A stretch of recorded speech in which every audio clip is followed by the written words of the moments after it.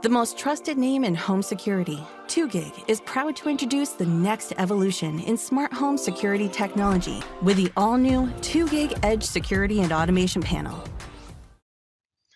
Welcome to our 2GIG Edge Smart Home Automation presentation. In this presentation, we're going to talk about your cameras and setting those up, both your IP cameras as well as your Alarm.com cameras, doorbells, your onboard camera, and then we'll go into talking about smart home automation. You can view up to 8 live camera feeds on the 2GIG Edge panel and on the remote keypads. The panel and remote keypad also have cameras. These cameras do not count toward the 8 live feed camera limit. Compatible cameras are your Alarm.com cameras, both the Wi-Fi and hardwired, and then your OnVIF level Profile S OnVIF cameras. Your doorbell cameras are also, you have 2 options, which are the Alarm.com Video Doorbell 770 and the Alarm.com Slimline Doorbell. In order to set up your cameras, you go into the Installer Toolbox under the Camera Settings. On your onboard camera settings, you have the ability to select whether the onboard camera will stream to other panels and whether you want to be able to capture images for certain events such as arming, disarming, or alarm codes or invalid entry of alarm codes. Under the IP camera section is where you would learn in your IP cameras, your OnVIF Profile S cameras. In order to do that, you will enter the camera's login name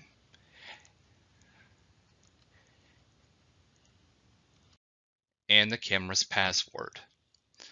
Generally, when you set up your OnVIF cameras, you're going to set up the same login name and password for all of your cameras, and they're all going to be connected to the same network that your Edge panel is connected to.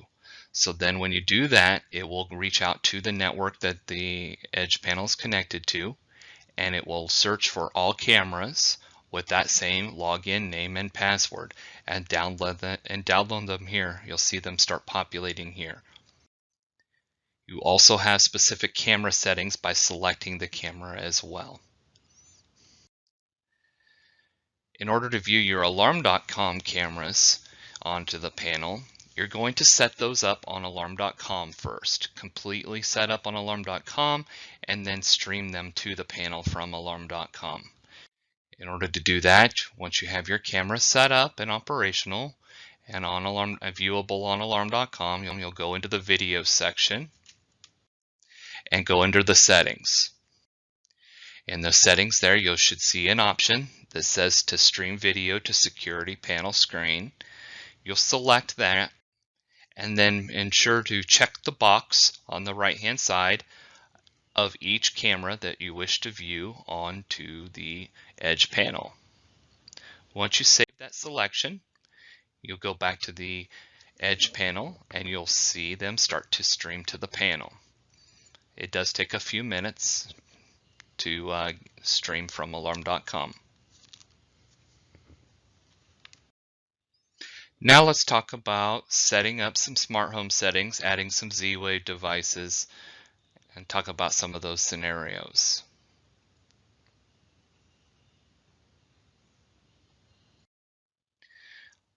So really, what is home automation? That is the ability to control and monitor various connected devices within the home, such as having your lights, locks, thermostats, being able to have plug-in modules to automate certain lights, lamps, or appliances, being able to control your garage door. This increases convenience for the customers. We enable such things as an automation based on schedule or actions. Schedules would be such as lights that come on at sunset every day, and then that's all, that's actually altered every single day based on when sunset in that area happens, and that's all controlled by alarm.com. Or automation based on actions. When I open this door up, this certain light comes on. Or opening up a, walking past a motion detector will turn on a light. Those are some of the examples of automation based on either schedule or actions. And all this is controlled remotely via the alarm.com platform or on their app.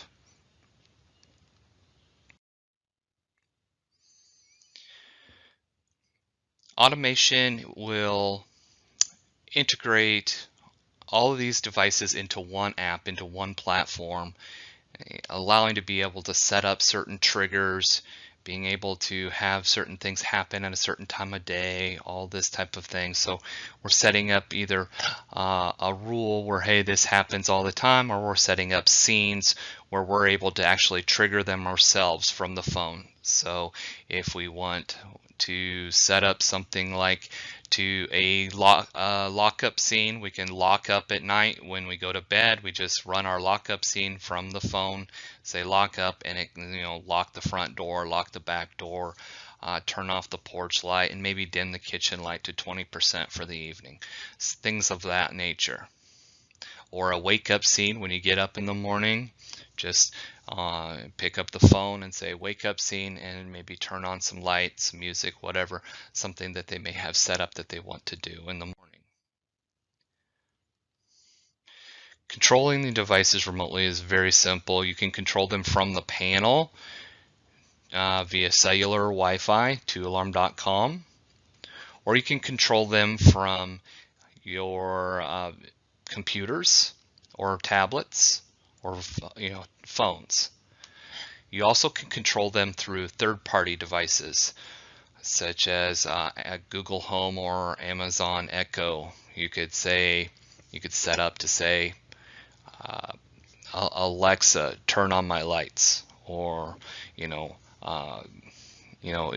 set up those voice automated commands through those third-party devices. In order to learn in a ZWave device, you'll tap the settings icon or press and hold the 2 gig logo for about 3-4 seconds, depending on how fast you count Mississippi's there. Enter in the access code for the installer code, the base installer code, and then or your installer code for your company, whichever one is on the panel. And then go to the installer toolbox. Enter in the code if you entered in through the system settings side. You enter in the code again, and then go into ZWave Settings.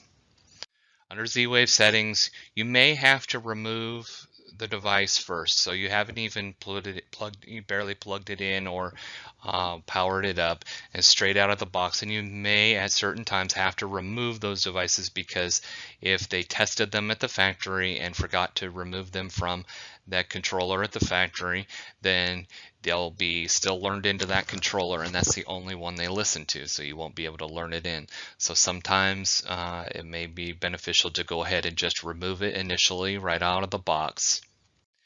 And so then once you tap to remove, you would just remove it. The system starts listening for the device, and then as it's listening, you will trigger the device, whether it be a single click of a certain button, a double click, triple click. There's different modes for the pairing exclusion button. Just check the manufacturer's directions on how to trigger that device. Once that happens, it will get removed. It clears out the memory of the device, and it shows here. Now that that's done, you can ensure that it is not learned into any other panel, no other controller. You can just add the device, and again, just as it's listening, trigger the device as you did before. Same method, whether it's a specific button or whether it's a double click, triple click, etc. It will now learn in the device, and then it'll show as it runs through. Now it may stop at a certain point and say to enter in the device's DSK. Well, what's that? What do you mean? What's going on? Why did it not learn in? Well, what it's looking for is there's a specific code that S2, if it's an S2 device, has a unique DSK pin code. This is ZWave's specific added feature for them to prevent hacking. And if a device is S2, it'll indicate on the device, and you should be able to find that S2 DSK. Once you've entered it in, then you'll see your smart home devices added into the system. You'll see that there's no issue here with this one as the manufacturer, the type of ZWave device, and you have the ability to edit the name. And then you can, if you have a device that is not learned in, is having issues, you can delete the device and start over.